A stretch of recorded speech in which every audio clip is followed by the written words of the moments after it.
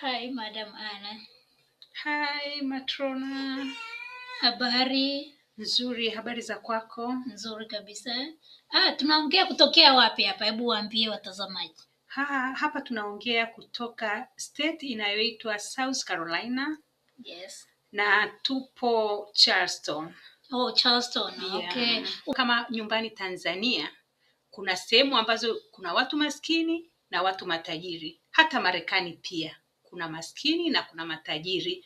Kuna homeless ya watu wasiokuwa pia na sehemu za kuishi. Kwa hiyo hicho ndio kitu ambacho nilishangaa sana nilipofika Marekani, nikakuta pia nako kuna maskini. Vizuri. Kumbe hata mimi kweli ni kitu ambacho nilikuwa sitegemei na nimekikuta. Na ulivyokuwa unaangalia maisha kwamba ukishakuja Marekani umetoboa. Je, ni kweli umetoboa? Ile American dream unaishi?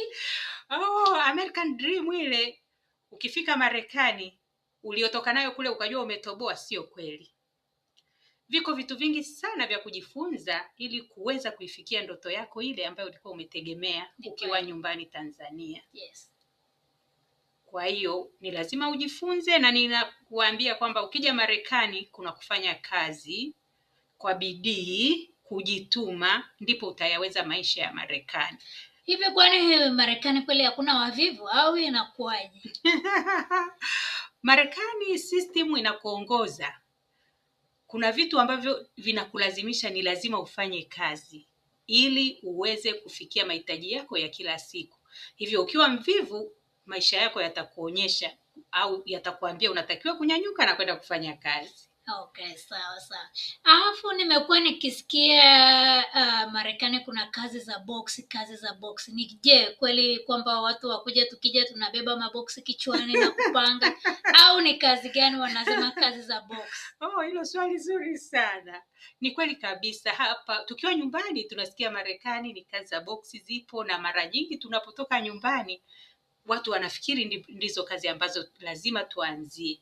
Lakini kiukweli kazi hizo ni kama kufanya kazi store, kuweka vitu katika mashelfu na kupanga na mambo mengine kama kwenye duka vile ambavyo unavyofanya kazi ya duka nyumbani, ndio wanaita hapa kazi ya box. Lakini pia nataka nikwambie kwamba wapo watu wengine pia wanatoka nyumbani na hawaanzii kazi hizo, na hata kama wanaanzia bado wanaweza kubadilika na kupata kazi nzuri sana. Kwa hiyo kusema hivyo, kazi ya box sio kwamba unaenda kubeba maboksi kichwani unahamisha maboksi unapeleka hapa. Hapana, ni kwa sababu ni kazi ambayo sio rasmi. Labda au ni rasmi au inakuwaje? Kwa nini watu Tanzania wana ile kazi ya box alafu mtu anadharau kwamba kama si kazi ambayo ni kazi ambayo yenye heshima, kwa sababu anahisi kama mtu anaenda kubeba maboksi kichwani?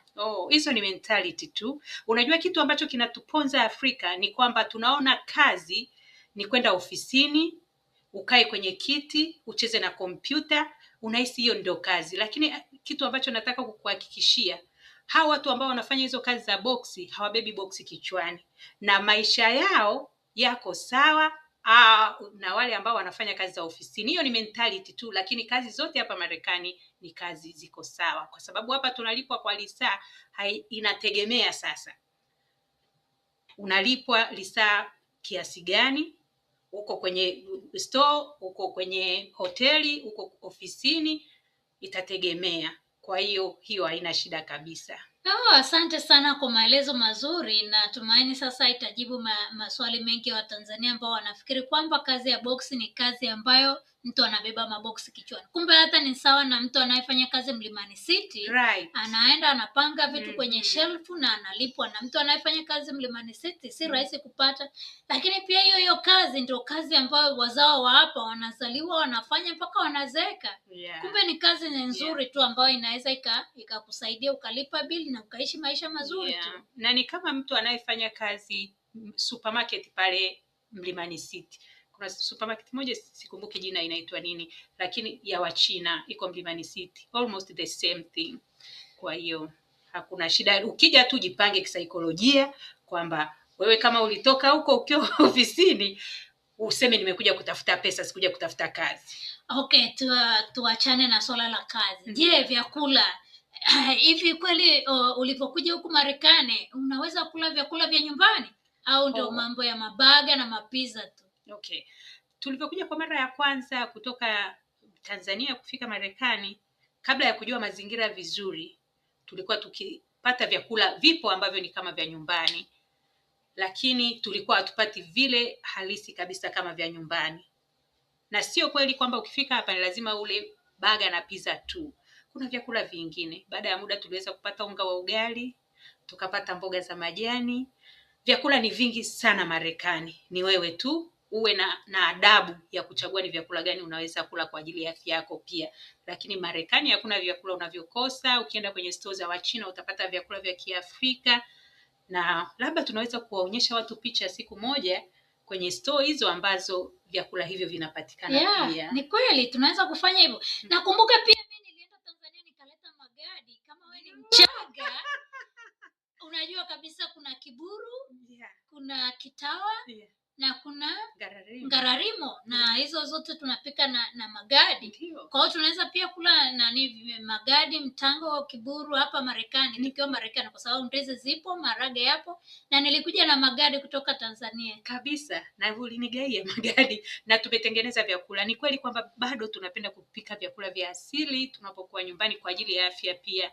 Na tuna Ngararimu, wakati tukipika tutaonyesha picha jinsi tunapika Ngararimu japokuwa tuko Marekani. Ni kweli kabisa. Inapendeza. Basi nashukuru sana kwa kipindi hiki cha leo cha kushare maisha ya Marekani. Nafikiri kama watazamaji wetu wana swali au wanataka kujua chochote, watuandikie comment au watuambie kitu ambacho wanataka next time tuje tukiongelee.